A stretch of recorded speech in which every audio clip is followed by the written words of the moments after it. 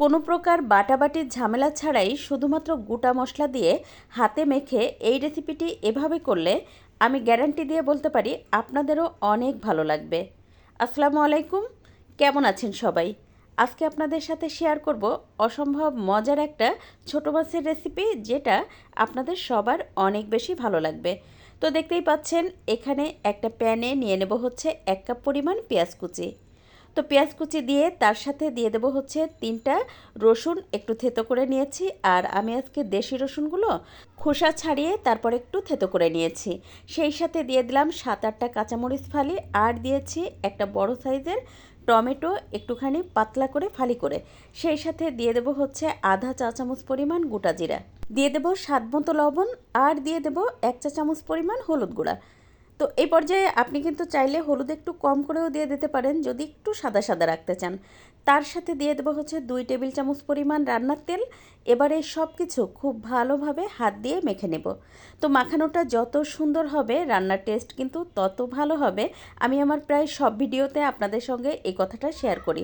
তো প্রায় 4-5 মিনিট ভালোভাবে মেখে নেওয়ার পরে দেখতেই পাচ্ছেন বেশ খানিকটা কিন্তু পানি বের হয়ে গেছে। তো এখন এর মধ্যে দিয়ে দেবো হচ্ছে কাসকি মাছ।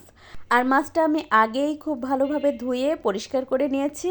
আর এই মাছটা এত ফ্রেশ ছিল, সকাল সকাল না বাজারে গেলে মাছগুলো এত ফ্রেশ পাওয়া যায়, একদম টাটকা।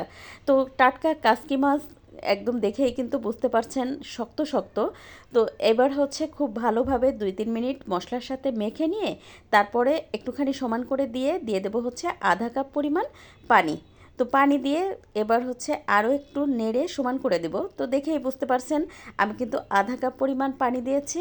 আর কাসকি মাছে কিন্তু খুব বেশি পানি দেওয়া লাগে না, এই মাছটাই এমনিতেই একটুখানি রান্না করার সময় পানি ওঠে। তো চুলাটা হাই রেখে 5-6 মিনিট কিন্তু আমি এটা জাল করে নিয়েছি।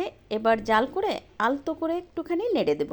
আর আমার নতুন রাঁধুনি আপুদেরকে বলছি, প্লিজ আপুরা এই পর্যায়ে কিন্তু জোরে জোরে নাড়তে যাবেন না, তাহলে কিন্তু মাছটা গলে ভর্তা হয়ে যাবে। তারপরে আরও প্রায় 7-8 মিনিট কিন্তু আমি রান্না করে নিয়েছি। আর দেখতেই পাচ্ছেন ঝোলটা কিন্তু বেশ খানিকটা কমে গেছে। তো এই পর্যায়ে কিন্তু চুলার আঁচ মিডিয়াম রেখে জাল করে নেব। তো এখন দিয়ে দিলাম হচ্ছে 4-5টা কাঁচামরিচ। আর এখন একটু মাছটা উল্টে দেব। তো যতটা সম্ভব হালকা হাতে কিন্তু মাছটা একটুখানি উল্টে দেবেন।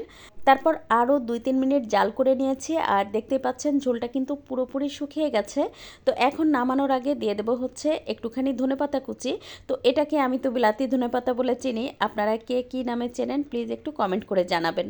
তো তারপর হচ্ছে এটা এমনভাবে জাল করে নিতে হবে যেন কড়াইয়ের চারপাশটা লাল লাল হয়ে যায়, আর একটুখানি যেন লেগে যায়, আর তেলটা যেন উপরে উঠে আসে। তো নিশ্চয়ই দেখেই বুঝতে পারছেন আমার কিন্তু কড়াইয়ের চারপাশটা লাল লাল হয়ে গেছে, পুড়ে যায় নাই, কিন্তু একটু লাল লাল হয়ে গেছে, মানে একদমই কোনো পানি নাই। তেলটাও উপরে যখন উঠে আসবে তখন হচ্ছে চুলাটা বন্ধ করে দেব। আর আজকের ভিডিও যদি ভালো লেগে থাকে তাহলে প্লিজ প্লিজ একটু শেয়ার করে দিবেন, আর একটা লাইক দিয়ে পেজ ফলো করে পাশে থাকবেন। আজ এ পর্যন্ত, কাল আবার নতুন কোনো ভিডিও নিয়ে দেখা হবে ইনশাল্লাহ। সে পর্যন্ত সবাই ভালো থাকবেন, সুস্থ থাকবেন। আল্লাহ হাফেজ।